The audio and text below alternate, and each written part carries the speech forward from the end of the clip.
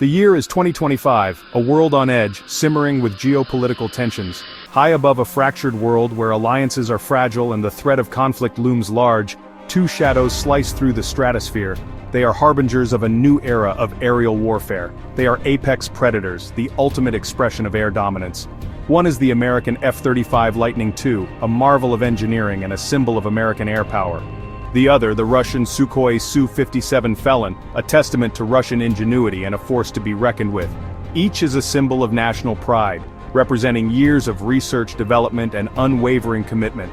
More than just machines, they embody the sharpest point of two rival military doctrines, each with its own strengths and weaknesses. The F-35 is a flying supercomputer, a network-centric weapon built for stealth, sensor fusion, and information dominance. It's designed to see everything, share everything, and control the battle space. The Su-57 is a brutalist brawler, a throwback to classic air superiority fighters, designed for raw power, maneuverability, and close-quarters combat. It prioritizes speed and agility above all else. In simulations, they've clashed 1,000 times, each encounter a complex dance of tactics and technology, revealing potential strengths and vulnerabilities. But the real sky is chaos, not code. It's a dynamic environment where unpredictable factors can change everything. The F-35's pilot is immersed in a torrent of sensor data, a constant stream of information from radar, infrared sensors, and data links, seeing the battlefield like never before, with unparalleled situational awareness. The Su-57's pilot relies on thrust, agility, and tactical surprise, pushing the aircraft to its limits. To counter high-tech threats, relying on instinct and experience to outmaneuver the enemy. These jets are more than machines. They are extensions of the pilots who fly them, reflections of their training and skill. They're the vanguards of their nation's aerial might, symbols of power and technological prowess. As tensions rise, the question of which truly rules the skies is no longer academic, but a matter of strategic importance. The storm is gathering, the winds of conflict are swirling, and these are the hunters that will ride the lightning, ready to face whatever challenges lie ahead. The F-35 was born from the Joint Strike Fighter program, a single stealth platform for multiple U.S. services and allies. Its design all aspects stealth sensor fusion and networked warfare. The Su-57, forged in post-Soviet Russia, was built to challenge Western air dominance. Russian designers prioritized survivability, blending stealth, extreme maneuverability, and powerful sensors. The F-35 is a networked quarterback, making the whole force deadlier. The Su-57 is a lone hunter built for independent action and raw performance.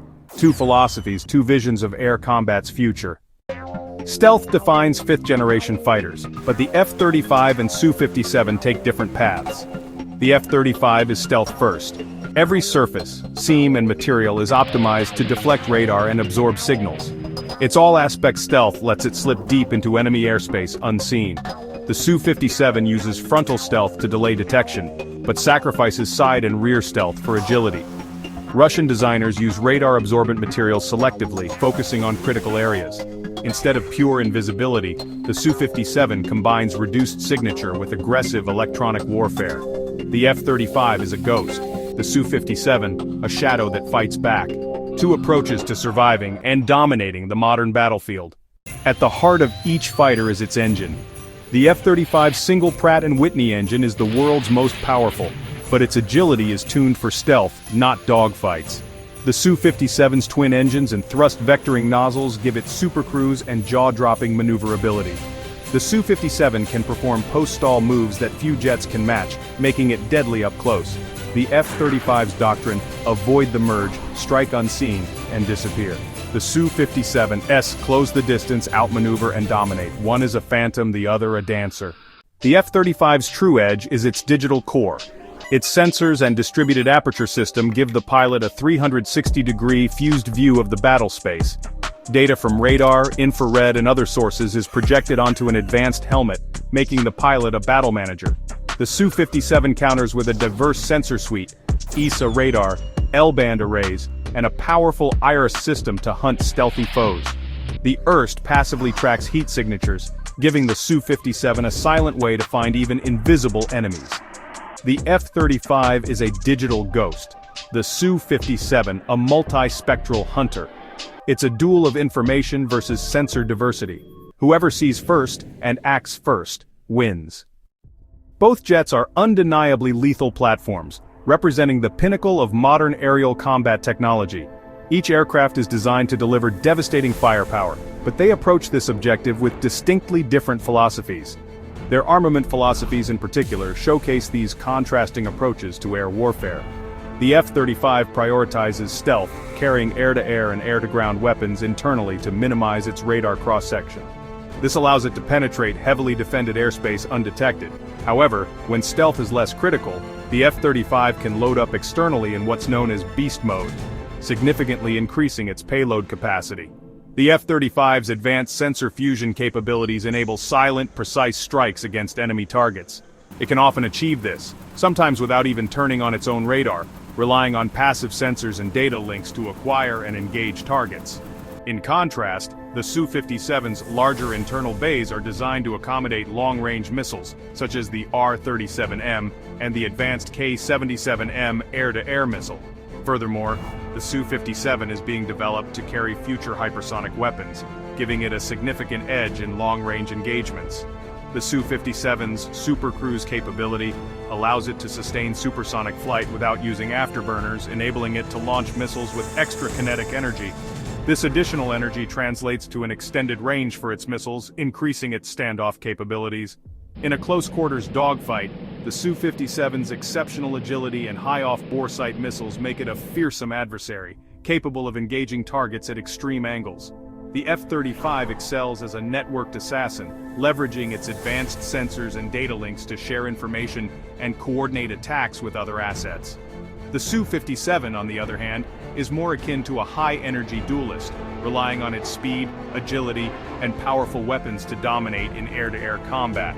Ultimately, lethality is not solely determined by the weapons each jet carries, but also by how effectively each aircraft employs those weapons within its intended operational context. By 2025, the F-35 is combat-proven. It's flown missions for the US, Israel, and the UK, operating in contested airspace and gathering intelligence.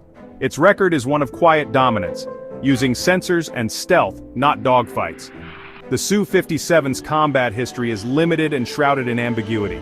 Russia claims deployments to Syria and Ukraine, but these seem more like tests than true frontline use. Few Su-57s are in service, limiting their impact.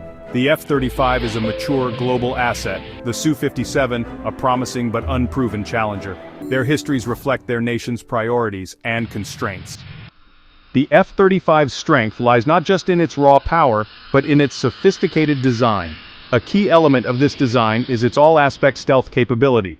This means it's incredibly difficult to detect from any angle, giving it a significant advantage in contested airspace.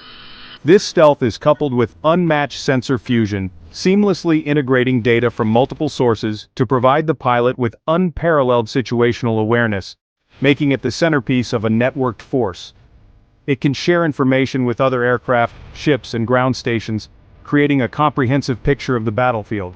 Its weakness lies in its complexity, which translates directly to cost, and a design philosophy that prioritizes long-range combat and beyond visual range engagements over close-in agility and dogfighting prowess.